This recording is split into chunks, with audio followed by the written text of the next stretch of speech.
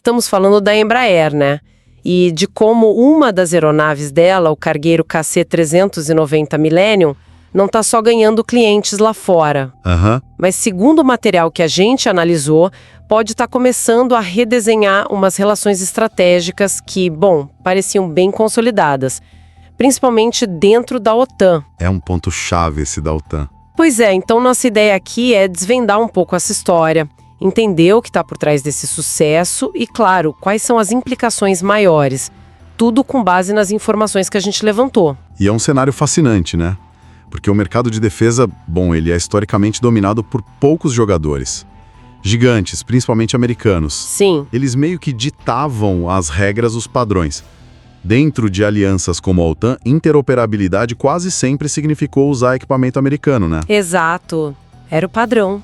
Então a Embraer chegar nesse nível com um produto como o KC-390 é muito significativo, desafia essa lógica.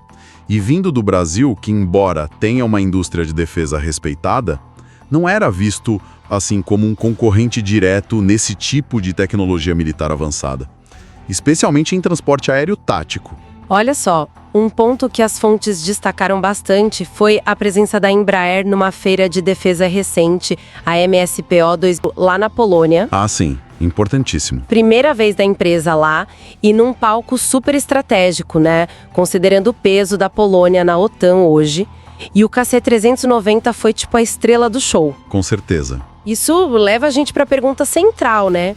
O que essa aeronave tem de tão especial?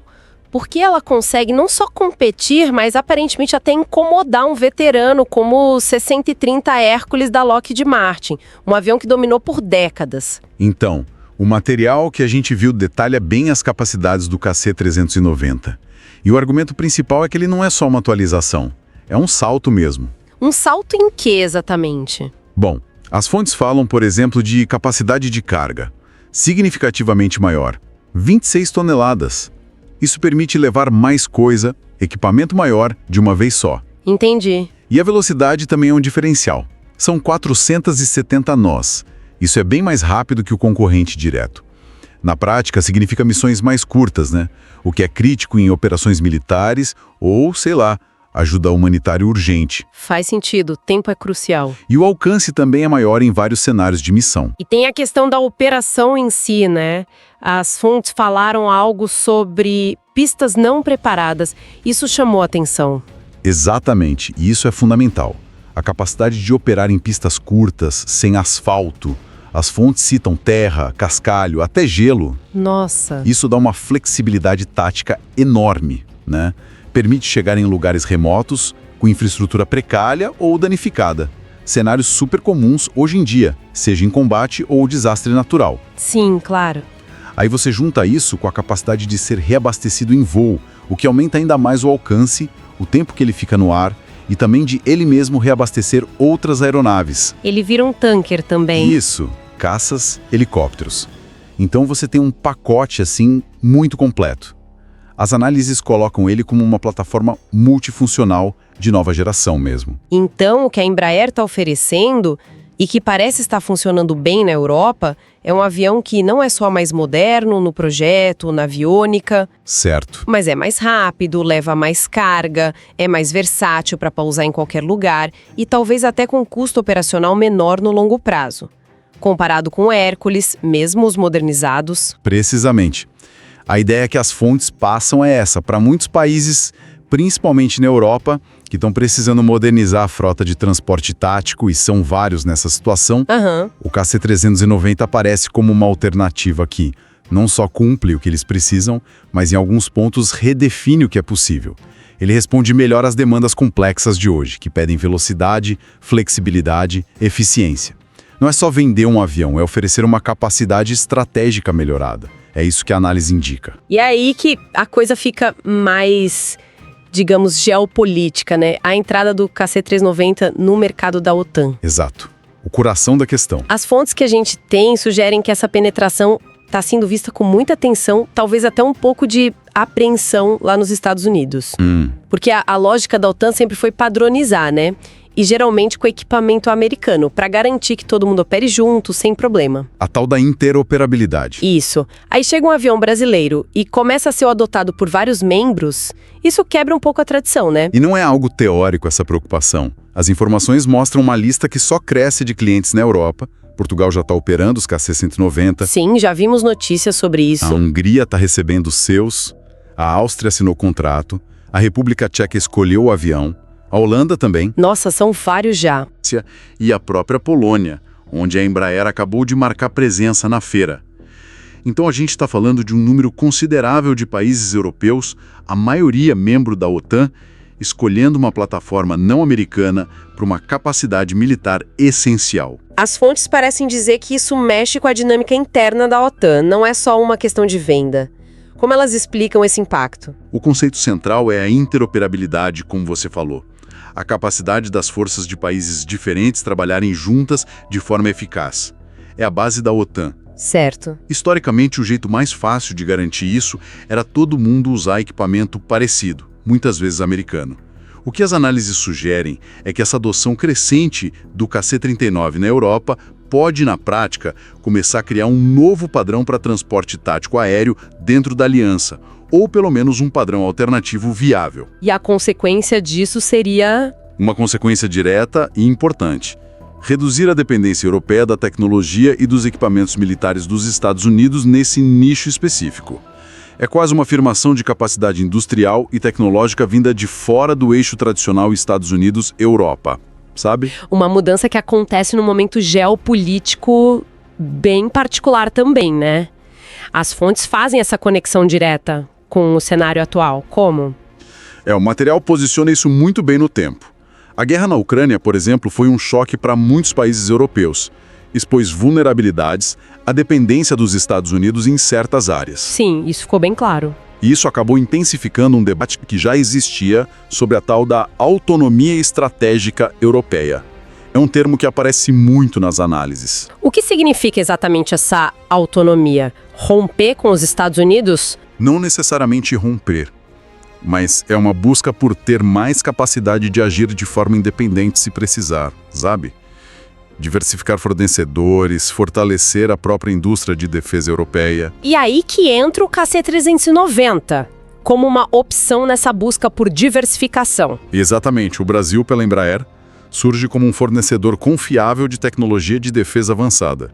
Oferece uma solução que bate com o que a Europa precisa, justamente quando existe um desejo maior por alternativas que não sejam americanas. É uma janela de oportunidade. Perfeito. E para muitos observadores internacionais, como as fontes apontam, foi uma surpresa ver o Brasil competindo e ganhando nesse nível tecnológico contra um gigante estabelecido. Mas, na verdade, isso reflete décadas de investimento da Embraer em engenharia, né? Com certeza. E como as fontes veem o impacto disso na relação EU-Europa, na influência americana? A análise que a gente tem é bem direta nisso aí. Vender equipamento militar sempre foi uma ferramenta de influência para os Estados Unidos. Não é só o dinheiro do contrato. Tem mais coisa envolvida. Sim. Cria uma dependência, né? Treinamento, manutenção, peças, futuras atualizações. Isso cria laços que vão para o campo político, estratégico. Entendi. O que as fontes argumentam é que o sucesso do KC-390 num mercado que era dominado pelos Estados Unidos, como o da OTAN, começa a desgastar um pouco essa alavanca de influência. Cada contrato para o KC-390 é, de certa forma, um passo da Europa em direção a mais diversificação e potencialmente menos dependência estratégica dos Estados Unidos naquela área específica. Não é uma ruptura total, mas é uma mudança importante na dinâmica de poder. E a estratégia da Embraer, pelo que as fontes descrevem, vai além de só entregar o avião, né? Falam muito em criar um ecossistema na Europa. O que seria isso? Esse é um ponto que as análises ressaltam como muito inteligente da Embraer. Não adianta só ter um produto top de linha. Tem que garantir que ele possa ser usado, mantido, suportado localmente, de forma eficiente e autônoma para os países. Faz todo sentido. E a Embraer, segundo o material, está investindo pesado nisso na Europa, criando centros de treinamento supermodernos para pilotos, equipes de terra, como o que já funciona em Portugal. Ah, Ah, sim. E também estabelecendo centros de manutenção, reparo e revisão MRO ou fazendo parcerias com empresas locais para isso, para garantir que os aviões sejam mantidos na Europa mesmo, com peças e conhecimento disponíveis por lá. E parece que não para na manutenção, né? Falou-se em pesquisa também. Sim. As fontes mencionam parcerias com empresas e instituições europeias para pesquisa e desenvolvimento, P&D conjunto. Talvez para explorar novas capacidades para o KC-390 ou integrar novas tecnologias, quem sabe até futuras aeronaves. Isso transforma os clientes em parceiros, então? Exatamente. Eles não são só compradores. E o valor estratégico disso é enorme. Primeiro, aumenta a autonomia operacional dos europeus. Não ficam dependendo de um fornecedor do outro lado do oceano para suporte crítico. Claro. Segundo, integra o KC-390 na base industrial e tecnológica da Europa. Cria empregos lá, expertise local, isso torna a escolha pelo avião brasileiro ainda mais interessante, política e economicamente. Entendi. E terceiro, solidifica a imagem da Embraer e do Brasil como parceiros de defesa de longo prazo, confiáveis, integrados ao cenário europeu. É uma jogada de mestre, vamos dizer assim. Isso ajuda a explicar por que tantos países estão optando por ele. As fontes trazem números bem expressivos, né? Mais de 11 forças aéreas no mundo já escolheram o KC-390. É um número forte. Mas o dado que realmente me chamou a atenção, 8 dessas são nações europeias e 7 delas membros da OTAN. Isso dá uma dimensão muito concreta do que a gente está falando aqui. Sem dúvida. Esses números mostram sucesso e dão peso à interpretação das fontes sobre o tal alerta nos Estados Unidos. Certo. A preocupação americana que as análises descrevem não seria só por perder contratos bilionários para Lockheed Martin, o que, claro, já seria ruim para eles economicamente. Sim. O medo maior seria estratégico. A possível perda de influência e o desgaste daquele padrão de dependência tecnológica dentro da OTAN, que é a principal aliança militar deles. Ver aliados escolhendo uma solução de fora e uma solução que se mostra tão competitiva, até superior em alguns pontos, isso desafia um modelo que durou décadas, né? Então, resumindo a análise que a gente viu nas fontes, o Brasil, com a Embraer nesse caso, conseguiu ir além do seu papel tradicional no mercado de defesa. Deixou de ser só um fornecedor de nicho para virar um competidor global de peso num segmento tecnológico-chave. E está desafiando diretamente a hegemonia americana nesse espaço, com consequências que vão bem além do comercial. É uma síntese muito boa do que o material sugere. O caso do KC-390 é apresentado quase como um estudo de caso, sabe?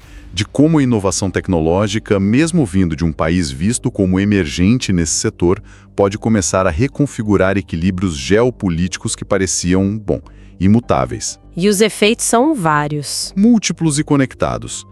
Mais autonomia estratégica para os países europeus que compram, um ganho enorme de prestígio tecnológico e industrial para o Brasil no cenário mundial e, claro, um desafio direto à posição dominante dos Estados Unidos num segmento crucial da defesa ocidental.